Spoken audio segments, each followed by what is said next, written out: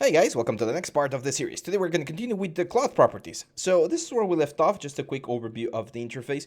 Now it's time that we talk about how the work works, or how the cloth works here inside of Marvelous Designer. Okay, so first of all, as you can see right here, this is a very common issue. This happens when the cloth is not like calculating properly.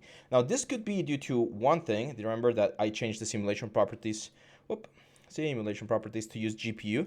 I'm going to uncheck that. I'm going to let this use the CPU. The CPU tends to be more exact while the GPU tends to be faster. So depending on the kind of like approach that you want to have for your own garment creation, you might want to use one or the other. So how does this work? Well, the way Marvelous Designer works, by the way, there's another sister program called Cloud 3D, which is a little bit more geared towards people that are doing this for production, like for actual production of the garments in real life. In our case, this is perfect for VFX. And in both of in both of the softwares, the way this works is by using this thing called the mesh, right? So the patterns that we create here get triangulated, very similar to the decimation process inside of ZBrush. They get triangulated, and those are the triangles that get simulated. The inner workings of the software simulate this thing to create the folds, the wrinkles, and all of the different things that we normally see here inside of Marvelous Designer. And the way we're going to control this is by using this thing called particle distance. Now, keep in mind that this particle distance is set in millimeters. That's why it was very important for us to set this proper measurement. And what this means is that there's going to be 2 centimeters, okay? The triangles are going to be 2 centimeters from each other. So 20 millimeters, of course, is 2 centimeters.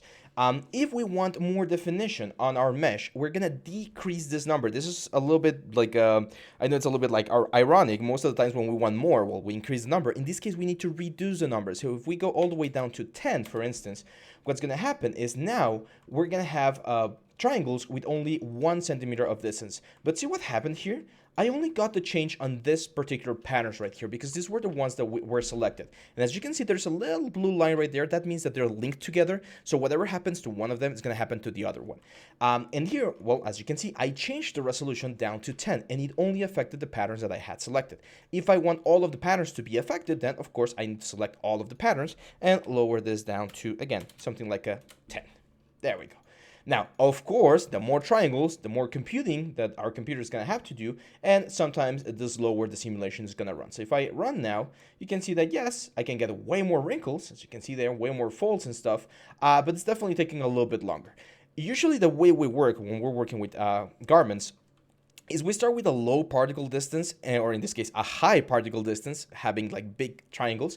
And as we are refining more and more, then we get into lower and lower numbers. However, this has a little exception. If you're working on things that are really small, like, I don't know, let's say we want to create just a piece of fabric, like a small piece of fabric that's like this long. It could be like a ribbon piece or something. And I want this thing to simulate on the shoulder of the character, right? Like kind of like just like laying there. Well, the problem is this thing has the particle distance set to 20, and it's such a small object that if I take a look at the wireframe here, here, you're gonna see that we have very few triangles. And when we simulate, yes, this thing is gonna like flow on top of the character, but it's not really gonna give us like something that we would expect to see from like a ribbon or something, because there's not enough detail. So for small pieces, you can actually go really small, like 3, for instance, and then you can see that we get like super fine detail, and that's gonna allow us to get a little bit more details and effects out of this little piece right here. So when you're working with really big pieces, you can have a larger particle distance, and when you're working with little small pieces like this one, you can have a lower particle distance. That's usually the way to go. Otherwise, just lower the particle distance at the very end of the garment production so that things like flow in a better way. Okay? Now, other than that, there's a couple of things that fabrics have, all like patterns have. Here, let's go texture, that are going to dictate how they simulate. So if I select everything right here, you can see that other than the particle distance, we also have this thing called shrinkage weft and shrinkage warp. This has to do a little bit with cloth. So if you take a look at the cloth surface, like any cloth surface, we know that most textiles are like different types of fabrics or different types of filaments that are like sewn together or knitted together to get an interesting thing, right? So we have nylon, which is plastic. We have cotton, which is made out of cotton. We have wool, and the cloth, like the fibers of the cloth, have the tendency to either shrink or relax depending on the type of property or the type of material that we're using. So the waft and the warp are a property of the cloth that's going to try to either shrink it or let it just like go out. So if you want to have like a really form-fitted cloth, you're probably going to lower, in this case, the shrinkage weft. Now, the way I remember this as warp, as in, Star Trek, like beam me up, Scotty, stuff like that. So warp, you go up and down, and then weft kind of sounds like left, so it's left and right. So shrinkage weft is going to move the like tension or the stretchity of the cloth from left to right, and warp is going to go from top to bottom. So you're going to see if I lower this to like, say, 50, and I simulate, the cloth is going to become like shorter, like a top skin. See how this gives me this very interesting effect, which might be something that you're going for in your garment, but of course 50 is way, way, way too much. So let's set this at 90. And this other one will do the exact same thing. I'm going to exaggerate it again, but it's going to do it from left to right. So as you can see, it becomes very like skin tight. So if you're doing some sort of like leggings or like, I don't know, some sort of like a diving suit or something where you want things to be really, really close to the body, then consider using shrinkage weft to really like bring it in towards the body, or shrinkage warp if you want to create this sort of like up and down variation. So those are two properties that we can change here on the fabric. Now this thing right here that we're changing are affecting this thing, the fabric number 1, okay? If I were to add a new fabric by just clicking this add button, you're gonna see that this add fabric also has parameters, especially over here, like on the physical properties. We also have stretch warp, stretch weft, and a lot of other things, bending warp, bending warp, shear, etc., etc., etc. Now, right now, I don't wanna focus on those ones. Let me right click and delete this one. I want to focus on the basic ones. And again, these are the pattern specific things, the pattern specific elements that we have here. Then the fabric itself will have its own little elements. So by combining both of them, you're going to achieve different results. In this case, let me just Control C to bring this thing back to like 100. So let's say 100. When you see red number in here, that means that the attribute is different. So that means that you might have 100 here, but some other piece has a different number. Very easy way to know whether things are all equal or not. Of course, there's going to be parameters like the name and stuff that are not going to have the same attribute, but most of the times, especially if you're doing like a piece of the same fabric, everything should be pretty similar. Now, as I mentioned, we have this fabrics up here, and these fabrics have things such as the color. So if we want to have like a red t-shirt or like a blue t-shirt, you can change the red here. We'll talk about textures and materials later on a little bit more. And we also have something called the presets. So, for instance, denim, the things that jeans are usually made out of, it's a lot stiffer and it's a lot like harsher than, for instance, cotton or silk. So those properties would be very difficult for a like normal artist to figure out and find like the perfect example. And that's why, thankfully, we have presets. So if I were to create a new fabric right here, you're going to see that down here on the physical properties, we have all of these presets. So normally, all of these presets are the materials that you download, such as this one, like this rip. Remember that we downloaded this one on the last session? We have this leather, we have this knit, and you can always go back or up here into the fabric section. And for instance, if I type in denim, and I double click an element, this object will be added to my fabric tab. Remember, if you don't have your fabric tab, you can go here and just like check it out. And this one, you just like place it exactly where it's supposed to be. Like just drag and drop it on the particular asset that you're working with. And you're gonna say now we have a denim made shirt. So now if we simulate, the denim is gonna behave slightly different than, let's say, silk, for instance. So let's go for silk now. And let's just double click the silk, which again, we're going to add right here. You can also just grab everything and just assign, just grab everything here. Select the material and just hit assign. There we go. So now everything has the, sorry. That's using the same fabric. So let me delete this one. Let's go to the silk. Let's change the color. There we go. And now let's just drag and drop. Hey, change the color. There we go. So a nice red silk. Perfect. So now we have the silk. And if we simulate, as you can see, the silk will be a lot smoother, will get more wrinkles, and will get a different sort of behavior because the physical properties of the cloth will be slightly different.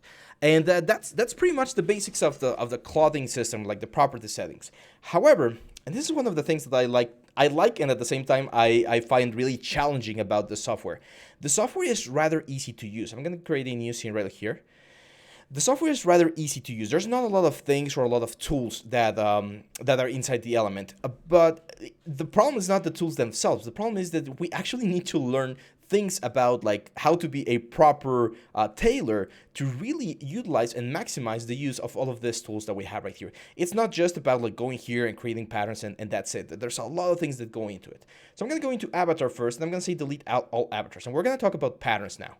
Here on the 2D pattern window, we can create patterns, and there's only 3 ways to create patterns inside of Marble Designer: a polygon pattern, a rectangle pattern, an ellipse, or create patterns out of other patterns. Okay, so the polygon pattern, as you might imagine, is just you click several points in space, and depending where you click, you're gonna create this shape right here. Now remember, the measurements that you see here are in millimeters. So if I create, for instance, this line right here, which is 2,326 millimeters, that would be 2 meters and 32 centimeters. Okay, just move the decimal point once towards the left, and that's going to be your measurement in centimeters. So be very mindful, because remember, the bigger the cloth, the more triangles, the more computational power you're going to require. Now, you can press backspace. If you're drawing points and then you miss one point, or you draw something that you don't like, you can just press backspace, and that's going to delete the last point that you created. Do not do Control-C. I do Control-C very often because I'm used to other softwares, and that's going to remove everything, so be careful with that one. Then we have the rectangle polygon with, again, very simple. You just drag and drop, and that's going to create a rectangle. Very easy, very, very simple. Now, if you click instead of drawing dragging, you're going to have this option to create a specific size rectangle, which you can select here, the width and the height. You can actually like create several of them, as you can see here, the interval and the angle. So if, for instance, I say, hey, I want like 4 or 5 of them, look at that. We get like several at the same time. So that's a little bit more useful for pattern and stuff, but for now, just like drag and drop and right click to create 2 different types of polygons. Sorry, normal click. It's just normal click. Hit cancel. The other one is the ellipse, and very similar. You can press and drag to create an ellipse. If you press shift, it's going to be a perfect circle. Very, very important. Those points that you're seeing right there, those are the sections. So you're getting like the number of each individual section. And the other thing, of course, if you can just click again, and you can select either diameter or radius. So if you know exactly how big you need your pattern to be, you can just input it here on the creation process. Now, in the world of or in the polygon tool here, there's one more thing that's very, very important. Actually, this is going to be the first exercise for this video. In this one, you can't just, you can just add points. But patterns are usually not like super harsh. Sometimes you're going to have some nice curves. So how do you create a curve? By clicking and dragging. If you click and drag, you're going to create a curvature. You can also press Control and just Control and click and drag. That's another way to do it. However, as you can see, it's slightly different. If you do Control, you're not going to get like the Bezier curve. And if you click and drag, you're going to get this sort of Bezier curve. So if you're a little bit more used to working with vectors, you might want to use this one because you get the splines or the little handles. If you don't want to work with those handles and you just want to work with normal curvatures, just click Control and just drag. So just very similar. Sometimes for certain things, I prefer the handles, and for other things, I prefer this one, especially because sometimes you're going to go into the edit curve point, and when you have the handles, it becomes a little bit difficult to manage, and in this case, it's just a little bit easier. You just like move the point where you want, and the curve is going to behave closer to what you expect. Okay, so now we're going to do a little exercise, and again, as I mentioned, this is going to be one of the first like garments that you're going to be creating, which is not a garment itself. It's actually a heart-shaped pillow.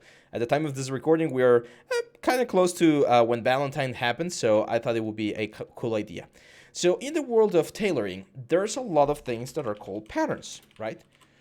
Patterns are just a way to get an idea of what cuts you need to create a specific garment. Now, we're going to talk about like patterns a little bit more in depth later on because there's a lot of information here that we need to process. But one thing I just want to make sure that you understand, this works for the real world. In the digital world, we really don't need patterns as much. Think of them more as a reference rather than as a hard, like written down rule or something. They're more like an idea of what you need to do. And to import a pattern right here, it's very simple. I'm just gonna right click and we're gonna say to add background image. I'm gonna go here. You're gonna look for the file. In this case, I want you to go into chapter 1 and you're gonna find this heart shape image. I'm just gonna hit open. Now, don't say okay yet because we need to adjust things here.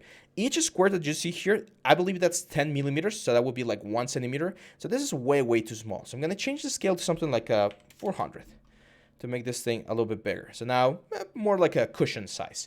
You can change the opacity if you want to see it like very, very faintly or like super hard. You can change this right here. You can change the rotation. And once you're done, you hit OK.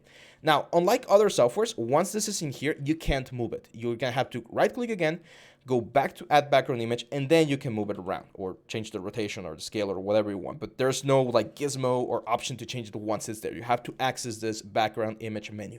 If you want to clear it or change the image plane, you're just going to hit reset. Unfortunately, we cannot add more than one image. So yeah, just be mindful of that. You can create, of course, a collage in Photoshop or any other imaging processing software and import it, but for now, it's just one image. So hit OK, and there we go. So we're going to trace the heart right here, right? So we're going to go to our polygon tool, and I'm going to start down here in this case. So I'm going to start down.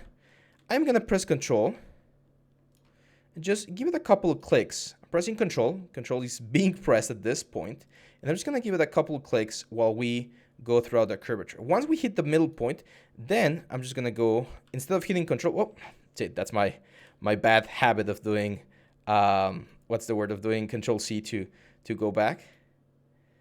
So Control. Once I'm about to get there, I'm not going to press Control. I'm just going to do one normal click because I want the final point to be sharp. Okay. So remember, when you do not press Control or drag, you're going to create a sharp point. And in this case, that's what we want.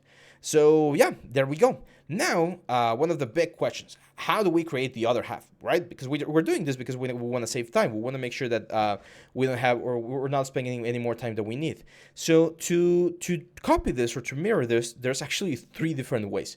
The first one is just right-clicking, copy, right-clicking, or just Control-V, Control-C, Control-B, and you're going to get this, right? Unfortunately, this is not the proper way. Yes, we could like flip it, but it's not going to be exact. So what you want to do is just Control-C, and then there's mirror paste with the shortcut is Control-R. And it's going to mirror paste this, Control-C, and then Control-R. And it's going to mirror paste this to the other side. Then we can sew these 2 pieces together using the sewing tool, segment sewing, and just connect from one side to the other. We'll talk about the sewing tool a little bit more very shortly. So that will give us our heart-shaped pattern. If we simulate, you can see that we get this, just a flappy little thing here in the heart of a shape, in the form of shape of in the shape of a heart. Sorry. So yeah, I mean that's looking like something, but not really what we want, right? Like I don't really want to have a seam right here. Normally, if I were doing this in real life, I would have the full thing. So the easiest way to mirror a shape is to go here into the Edit Pattern options, select the inner line, right-click, and select this option called Unfold. Unfold is pretty much like mirror. So we just unfold, and we're gonna get the same shape on the other side. The disadvantage of doing this is that even though this is mirrored, it does not share any sort of like symmetry. So if I were to change, for instance, this point right here, it's not changing over here. One thing we can do to avoid that though is go again into Edit Pattern, right click and say Unfold Symmetric Editing, okay? So now, as you can see, we create a seam line down the middle, and if I want to change a point in a specific part of my garment, let's go here to Edit Curve Point, for instance, it will change on both sides. Super, super, super helpful because usually we're going to be making changes to one side of the character and we don't want to do them all over again or rebuild or restitch things together. So we're going to have a lot of like what's the word? Duplicate editing or just like connected editing. So when you move one side, the other will move. And it doesn't matter which one you move, they're connected. So super, super helpful for us. And there we go. We have created our first pattern. Let me just check how we're doing on time. Okay, we're running a little bit high on time, so I'm just gonna do a quick little thing here, and then on the next video, we'll continue with the details for this, with this heart-shaped cushion. So this is not a cushion, right? This is just a normal, like, flat thing. So I'm gonna reset the 2D arrangement by clicking this button right here so that we're back to this element. And I'm gonna show you something real cool. When we want to add thickness to an object, we need to add something called a clone over or clone under option. So if you select both patterns, right click, we have this option right here, which is called layer clone over or layer clone under. And what this will do is, as the name implies, it will it will clone the object, it will clone the symmetry, but not only that, it will also stitch them together. So if I were to grab this pattern, for instance, and move it forward, you're gonna see that all of the border of my pattern is already stitched together. Now, if I simulate, nothing's gonna happen. You saw there that it kind of looked like a cushion, right? It started looking like something, but then we get this super horrible thing. Why is this happening? Well, because Marvelous doesn't know that we want this thing to be filled with something, right? And the best way to fill an object here inside of Marvelous is using something called pressure. So we're going to talk about pressure again more throughout this course and throughout these videos. But pressure is just like a positive or negative force that we can add to the garments. And when patterns have pressure and the pressures are opposite on two sides of the pattern, we're going to create a sort of vacuum, right? And that vacuum is going to give us volume, which is going to be super, super helpful. So I'm going to select this one right here, which is the top element. Let's reset this real quick. Let's grab this guy. So just click and just drag, click and drag. There we go. So I'm going to select this positive pattern right here, the one that's on the front and on the top. And then down here, I'm going to select the pressure. I'm going to say something like 5, positive 5. And then this one is going to have a pressure of negative 5. The pressure is going to push the cloth to the direction, to the X direction, to their normal direction, so their front-facing element. And depending on the pressure, it's either going to push it forward, in this case to this side for this one, or backwards, in this case, like over there. So now, when we simulate, look at this. Bloop. We get this very, very nice cushion. Now, this would be the inside of the cushion. We don't have the nice, like, fluffy, comfortable, like, cover for the cushion, but this is looking quite nice. So, again, we're going to be using pressure quite a bit. You can make this super intense. So, for instance, let's stop the simulation. If I say that the pressure is going to be a 10, and then I say that the pressure for this one is going to be a minus 10, and then I simulate, it's going to be, like, bloop, super, like, inflated because there's a lot of pressure in the inside of the object. Now, super important, whenever you're using pressure, you want to make sure that the pressure is the same, or I mean opposite, but in the same amount for both sides, because if you change this just slightly, maybe if this is like 11, what's going to happen is this thing's going to start like kind of like floating around, and especially with lower numbers you see this a little bit more because there's going to be more pressure on one side than the other. So you always want to keep the same pressure on both sides. And yeah, that's it, guys. I'm going to stop the video right here. In the next one, we're going to finish this garment, and I'm going to be talking about other like basic principles of a cloth. So hang on tight, and I'll see you back on the next one. Bye-bye.